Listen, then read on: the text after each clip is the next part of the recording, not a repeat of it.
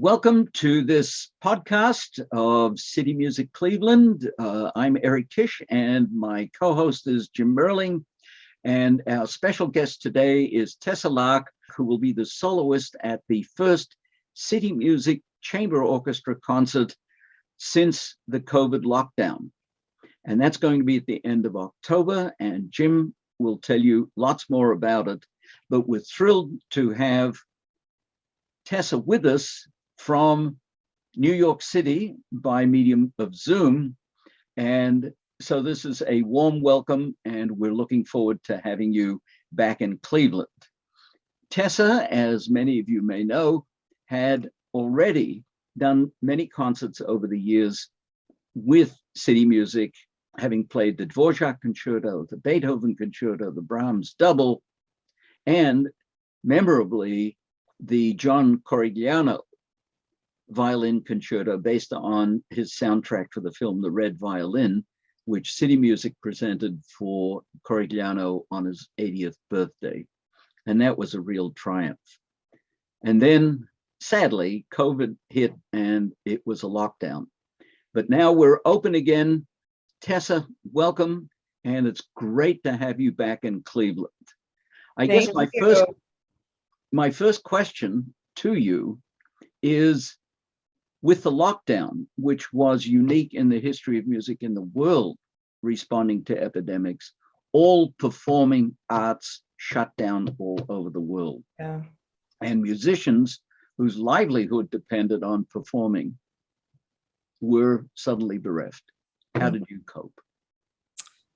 Did I cope? I still ask that question to myself. I think, some gray hairs have been growing since then, but, there are so many challenges for all of us artists. And I think one of the biggest challenges for me was just the existential question, is music really necessary or important? There were all of these news articles that were coming out about what is essential and non-essential work, and performing artists was at the very top of the non-essential list. And that was, quite a blow to the ego over here. But so there was a lot of questioning with that going on. But, I was, in hindsight, very grateful to have so much time at home and just getting to be reacquainted with myself, who I am when I'm not on the road all the time. And I also, in a way, got reacquainted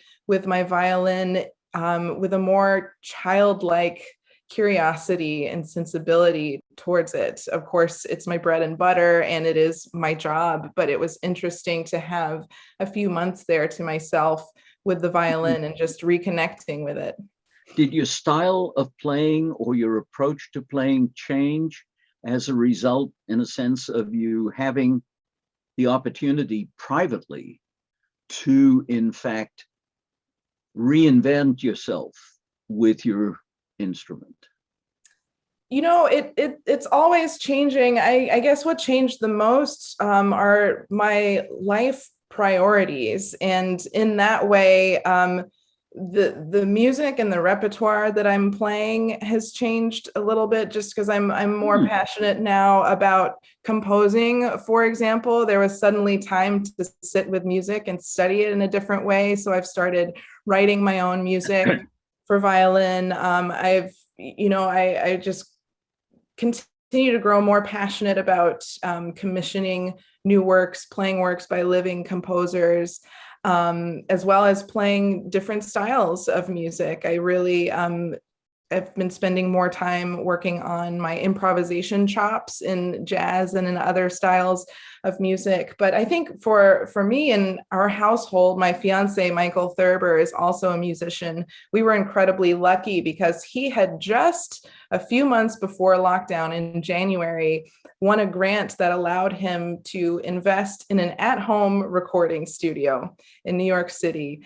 And it's just sheer luck that, how can you really call yourself lucky throughout the pandemic at any point? But we had all of this state-of-the-art gear to use to do all of those live stream, live from home recitals and send different videos to other people. I even finished a commercial recording that'll be released. in the next few months that I recorded remotely at home, some solo Izai sonatas, even some collaborations with other artists remotely. Sierra Hull is a mandolin player and Michael Cleveland, a fiddle player. We recorded duo tracks and they recorded at home because they had their own recording gear.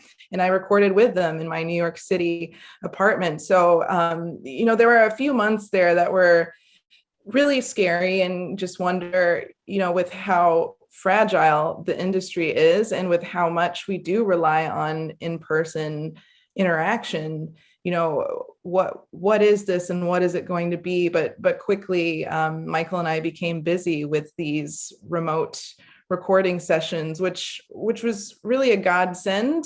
However, once we started getting back on the road and I started getting to perform for audiences again, that was it was beautifully reassuring in that, again, like my relationship with the violin, I felt that I have a different relationship now with getting nervous in front of an audience. I used to really dread that feeling. I get nervous for every concert I play, but now the vitality of that feeling, I just missed it so much. And I didn't realize how much I just really feed off of that adrenaline. And I think audiences, as we were talking about just before we started the interview, there's even more of a sense of desperation for that sort of connection. And I feel like once essentials are taken care of for humans, the next thing we want is connection. And through music, that's exactly what you get. And so I feel a much deeper connection with the audience these days. Well, let me tell you, from the audience point of view, the connection is just as important. Yes, we could watch concerts on Zoom, and some of the orchestras did special performances in which they had musicians on the stage, but nobody in the hall, and they were masked. But it's a different experience if you're sitting in an audience watching the music being recreated in front of you. I absolutely agree. That's an amazing experience.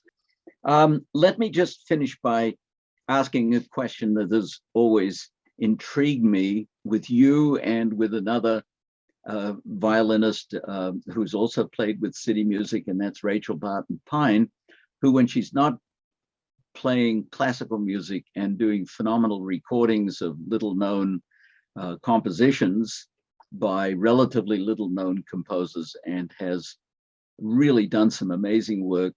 She has a heavy metal band. Yeah. I mean, that's, pretty wild stuff. And her interpretations and yours are amongst, and I'm not flattering you, I'm speaking the truth, amongst the most profound that I've heard in recent decades, of digging really deeply into the music. And then, as in concerts that you've given with CityMusic, when it's over and the audience has finished screaming and finally sits down again, you'll do one of your bluegrass pieces. And the first time I was in the audience and heard that switch and realized that both were absolutely authentic, I said, how do you, I mean, it's got to be split personality or something like that. Well, much to the dismay of my teacher, following Beethoven concerto with a bluegrass too. I am a Gemini, actually, but I was also born and raised with both styles of music being equally respected in the household, and both trainings came with the very early years of my violin practice. So it's probably similar to a child growing up bilingually with two parents speaking, different languages. Excellent analogy. Bilingual, growing up bilingual, and that's what you did. Jeanette Sorrell here with Apollo's Fire has the ability to do these incredible, authentic Baroque interpretations at her concerts, and then she'll do Appalachian and Sephardic music and other folk traditions absolutely authentically. It's really an amazing gift.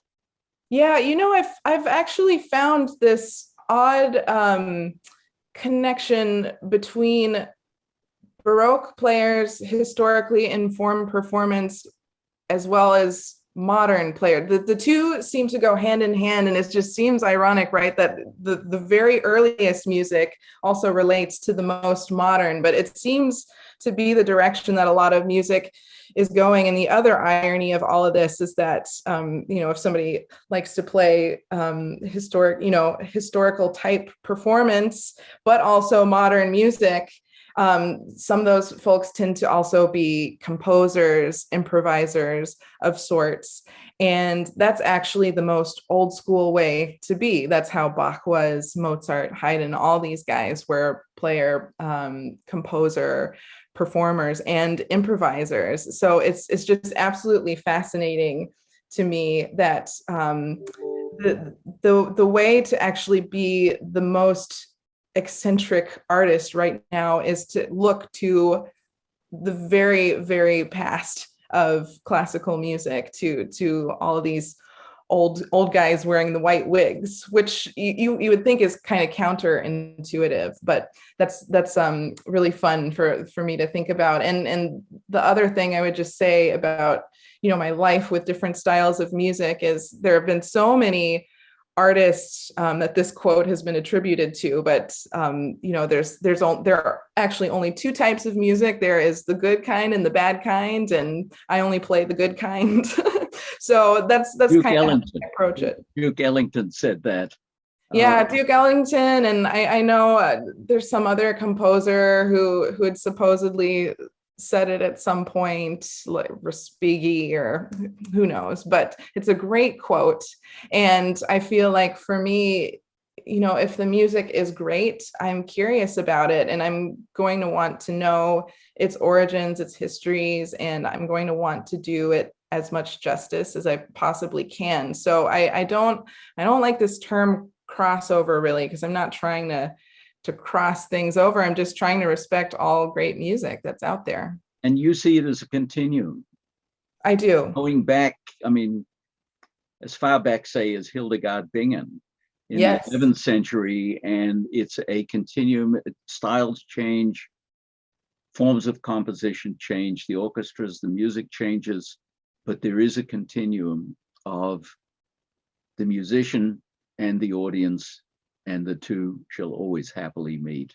And on that note, I want to finish up and thank you for your time here, and thank you for coming back and playing some more wonderful music for us. Thank you so much, Eric. It's one of my favorite places to be. I'm thrilled. And speaking of favorite places, the October concert will be at 4 different venues on 4 different dates. So take your choice. The concert will be on Thursday, October 27th at the Temple Tifereth Israel at 26,000 Shaker Boulevard in Beechwood. On Friday, the 28th at St. Noel Catholic Church at 35200 Chardon Road in Willoughby Hills. On Saturday, the 29th at the Shrine of St. Stanislaus at 3649 East 65th Street in Cleveland. And on Sunday, April 30th, a matinee concert at 3 p.m. at Lakewood Congregational Church, 1375 West Clifton Boulevard in Lakewood. I'm Jim Merling. Thanks for joining us for this podcast. We hope to see you at the concert. Remember, these are free concerts made possible with contributions from people such as yourself. Thank you.